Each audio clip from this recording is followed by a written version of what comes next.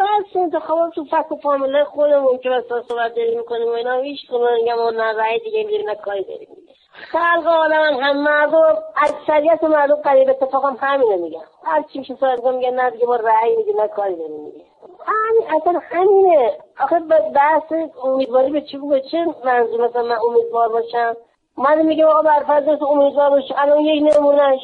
که من به عنوان ایرانی به عنوان شهروند ایرانی من میخوام برم مثلا یه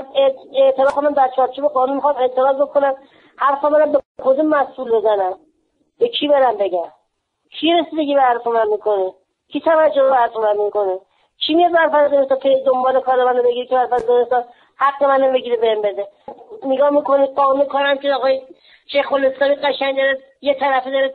تغییر میده که دیگه سرنوشت کارگر داره و چه کارگر براشون مهم نیستش اصلا که برفرض چه اتفاقی برش بیفته پس من به کی رأی بدم به کدوم نماینده رأی بدم بره تو مجلس که برفرض از من دفاع میکنه به کی هر نماینده‌ای هم که رفته تو مجلس برای خودش رفته کار کرده و منافع شخصی خودش غیر از اینه